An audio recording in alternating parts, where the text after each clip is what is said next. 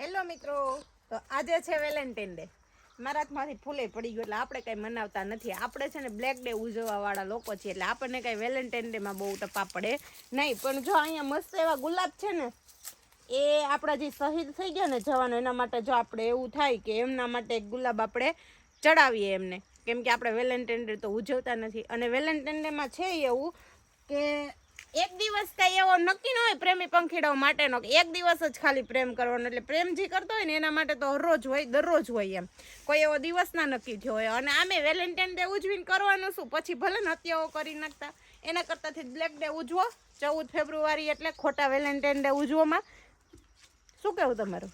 હું તો માનતો જ નથી વેલેન્ટાઇન ડે. મેં તને યાદ દેવરાયું હવારમાં કે વેલેન્ટાઇન ડે હતો એમ. અરે મને આજ અત્યારે યાદ આવ્યું. હા, તો આપણે ઉજવતા જ નથી, આપણા માટે દિવસ જ નથી. 14 ફેબ્રુઆરી દિવસ છે પણ વેલેન્ટાઇન ડે ને બ્લેક ડે. બ્લેક ડે આજે છે કે શહીદો માટેનો એમ. આજે કેટલા લોકો એ બ્લેક ડે ઉજવો છે જરાક કોમેન્ટ મારો. અને વેલેન્ટાઇન ડે વાળા તે કે કોમેન્ટ મારવાનો આવતો? ના ના, જાજા ઈ જાય છે કોમેન્ટ મારવા, વેલેન્ટાઇન ડે વાળા જાય છે. કારણ કે અત્યારે મેન દિવસ 14 ફેબ્રુઆરી એટલે અગાઉના કેટલા દિવસો આવે, ટેડી ડે, ચોકલેટ ડે, ઓલા ડે, રોઝ ડે, એ બધા ડે માં રહેવાના છે. પછી ત્યાં હું કામ 15 તારીખે હપ્તા ડે. એ 15 તારીખે પછી હે ને જામીન લઈને જવા પડે પોલીસ સ્ટેશને છોડાવવા. બ્રેકઅપ ડે ને હપ્તા ડે. બ્રેકઅપ ડે નહીં, એવું ન હોય. પછી હું પોલીસના હાથમાં આવી ગયો એટલે નક્કી ન હોય. પછી એકાદ રાત લોકઅપમાં રાખે, હાથમાં આવી ગયા હોય પછી જામીન લઈને આવવા પડે, એવું થાય પછી તો. સરસ. તો તમે તો કઈ મને ગુલાબ ગુલાબ દેવાના નથી, મેં લમાર હાથે નાખી લઉં. હા, તો તું આ કેના માટે ગુલાબ નાખ્યું? વેલેન્ટાઇન ડે માટે કે બ્લેક ડે માટે? ના ના, આ મેં મારા માટે નાખ્યું છે. આ ગુલાબ રહ્યું કે નહીં, આ આખું ખીલેલું, ઈ મેં આપણા દેશના શહીદ થઈ ગયા ને એ લોકો માટે રાખ્યું છે. બ્લેક ડે માટે આ છે. તો આજે આજે નવો દિવસ પણ રિલીઝ થયો, એ તને ખબર છે? નહીં. કાઉ ડે એટલે ગાય માતા. વાવ, કાઉ ડે.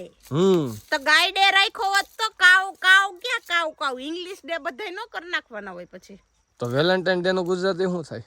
વેલેન્ટાઇન ડે મને નથી આવડતું. વેલેન્ટાઇન ડે એ જ ગુજરાતી છે, નકર લવ ડે થાય ને. એટલે આ માટે આપણે કઈ માનતા જ નથી એવું ને. તો તમે શેમાં માનો? તો એક દી ગાજર ડે ને એક દી મેથી ડે ને એક દી ઘઉં ડે ને એવું બધું રાખવું પડે ને. સવાલ જ નથી ને. અત્યારે નાળિયેરી ડે એ બધું રાખવું પડે લાઈનમાં. ખેડૂનો દિવસ આવે ત્યારે બધું રાખવું પડે. નાળિયેરી આશીર્વાદ આપ્યા.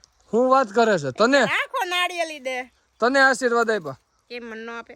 લે ગલગોટો નાખ, બહુ મસ્ત નો હે. ગલગોટામાં સુગંધી મસ્ત આવે છે. હે, ત્યાં સુગંધી ગલગોટો હે. તે બધાય સુગંધી જ હોય ગલગોટા. હાચીન? તો ઓલા ડુપ્લિકેટ ગલગોટા કઈક આવે હે ને?